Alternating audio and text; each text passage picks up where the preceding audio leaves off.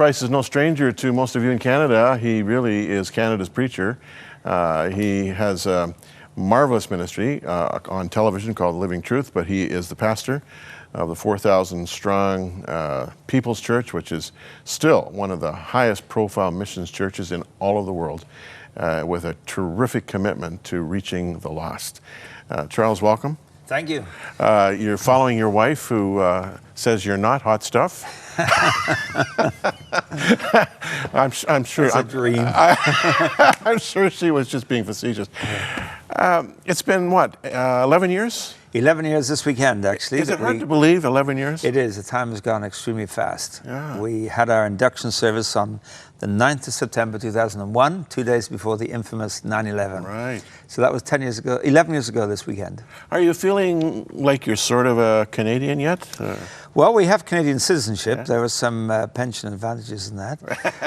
But also, yes, our roots are, of course, in Britain, and so we'll always have that sense of affinity there. But we identify very much with Canada. I think as a nation, Canada, if you liken it to a lifespan of a human, Britain is about 65, you know. How do we live out these last years? Right. Canada's 25. What kind of future are we going to create? Just watch what you say about 65-year-olds, Charles. Just be careful there. It's going through a good time, actually. The People's Church, world famous. Had you ever spoken there before coming as pastor? Yes, I first came to the People's Church in 1986, and Paul Smith was the pastor then. Paul and his father, Oswald Smith, who was the founder of the church, jointly led the church for about 65 years. Right. So I came in 1986 for a weekend, and then he invited me to come for a month in 1987. Month of June, I preached every Sunday, and we had a midweek service every night, a summer Bible school, they called it. So, then I came back once or twice in the 90s as well. So I had a history of connection with the People's Church. Now, whenever talking to pastors and people in full-time ministry, they'll often say their whole choice has been predicated on a sense of calling, a sense of vocation. This is maybe an unfair question, but did you feel called to People's Church even before People's Church called you? Well, you know, I was not a pastor before. I led a Bible school in England, Cape Mary Bible School, and I didn't have any intention to be a pastor. Paul Smith had, back in the 80s, asked me if I would consider replacing him when he came to retirement, but that came to nothing, and it was just a conversation. It was never formally developed. But in the year 2000, I came to speak at the Toronto Spiritual Life Convention, which runs for a week in January, and it was held at the People's Church. While I was there, I remember sitting on the platform and had a strange sense one evening that everything was completely familiar to me. And it lasted for a few minutes. It passed. It was a very real thing. When I got home at the end of that week, I told Hillary that. And she said, I sensed when you were in Toronto that you would come home and tell me something that would change our lives. Really? We had no idea what the meaning might be. But 6 weeks later, John Hull, who was the pastor, retired. Somebody sent me an email and just mentioned that in passing. And we said that Hillary and I said, well, if anything's going to change our lives out of my visit to Toronto, this will be what it is. And we sensed that the People's Church would invite me to come. We didn't pursue that. We didn't show any interest. In fact, when they invited me to come and speak a few weeks later, just for a Sunday, I turned it down because the 6 or so options they gave me were weekends I was already committed. And I perhaps could have changed one of those, but I didn't. We felt we're not going to do anything to make this happen. If this is of God, He'll bring it about. And so subsequent events, when the People's Church did invite me to consider this, we had already sensed in advance that that's the way it was going to be. So we came with great confidence that God was behind this. What has been the most difficult challenge for you and Hillary and your family in terms of adjusting or adapting to the Canadian culture? Well, we were fairly familiar with the Canadian culture because a lot of Canadians and Americans came to Cape Moore. We'd ministered here a number of times in North America, Canada as well as the States. I think, you know, I had been a preacher as well as leading the Bible school at Cape Mary. and coming into the People's Church to pastor such a large group of people, such a changing group of people, because there are always people who leave as well as people who come in a large church like that, was a challenge that I had no experience in. And managing the team of pastors was also something new because of the nature of the work as opposed to where I'd been in the past. So I think with hindsight, it would have been much better for me to have worked with a smaller church for a few years before coming to a church like People's. Jumping into a large church from nowhere was something I was less prepared for than I had anticipated. But we have a good team, and God has been at work and encouraged us and blessed us. And so we've learned from that and are still learning from that. People's is world famous for its commitment to missions. This goes right back to its early beginnings. Oswald J. Smith was committed to the whole world. He had a very large worldview. This is something you knew that you would be embracing. What's happening with People's right now and missions? I know in some ways that you have kind of reformed, reshaped, reinvented People's and its worldwide work. Just kind of give us a quick overview.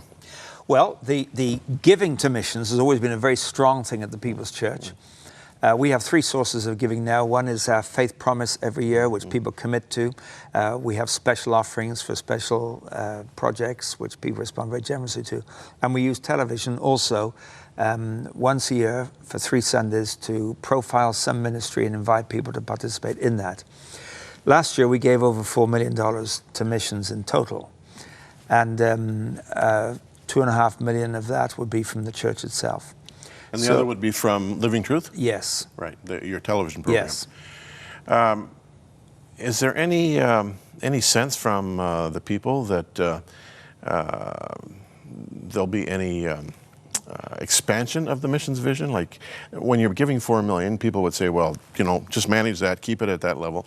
I'm sure you'd like to give $10 million a year. I mean, there's no limit to this, right? Yeah, we don't set targets. We just present the needs and see how people respond. Yeah. And the faith promise idea, where people commit over 12 months to give, is one which the younger generation don't resonate with quite as well as the older generation. Yeah. It's a kind of mutual fund type of approach, where you give the money, we'll spend it. If you tell people about a project, how much it costs, when it starts, when it finishes, who's doing it, they much more now will identify and say, yes, I'll commit to that. So we find that projects, and this is how we operate the television missions dimension, people respond to very specifically. But we're really glad for those who will give generally, because we support over 300 Canadian missionaries all across the world. We support about 150 national workers in different parts of the world. And we also invest in projects, media, Middle East, Sat7, for instance, and other media outreach, which is a great way of reaching people these days. Well, People's and Living Truth have been very supportive of Kathy's and my charity Vision Led. I mean, we've partnered together in Africa to great effect. In fact, God willing, I'll be going next week to meet with our champions, as I call them, and we're going to be showing them a number of the community ministries that we have engaged in partnership with People's. You know, there's some terrific things happening there, and I'm so grateful for People's huge vision. I mean, it really is something. We just got about a minute left, Charles. Tell me about your kids. Your wife talked a bit about them, but your children are out of the nest now. And is it Hannah has just finished some work in Zambia? Hannah was in Zambia during the summer. Yeah. She's a teacher. She's married to Fazim, and she has spent time in Zambia in the past, and Fazim spent time in Africa too, and their hearts are very connected with a vision and a compassion for Africa. And yes, she spent time learning about education in Zambia and ways in which maybe they, in the future, who knows, this is not a plan. I shouldn't be saying this out of turn, but they're just discerning how God would lead them in the future. But they have a great passion for the poor and the needy. And they recognize, you taught me, Jim, that HIV/AIDS was the greatest catalyst for revival in the world today. You told me that about 5 years ago. And that was a shock and a challenge. But actually, we've seen that. Where people hurt is so often God's access point into their lives. And that is certainly true in Africa today through not just the HIV/AIDS pandemic, but the conflicts and warfare, whether it's Uganda, Zaire, Congo rather, or Rwanda. God has done amazing things in the light of these tremendous needs. And whereas we are to address those needs as they exist, but those needs themselves often become the highway. Hillary talked about a highway in the desert. Absolutely. The highway into people's lives. Absolutely, and I wish we had another 10 minutes here, Charles. Our time is gone. I think it's a terrific testimony to you and Hillary's ministry that your children not only love the Lord, but serve Him as well. I mean, that's the best.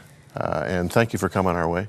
And watch Charles on Living Truth Television across Canada. If you haven't heard him preach, a lot of people think he's the best preacher in the country, and I think he is too. That's the deaf community. You think that? You're a modest guy.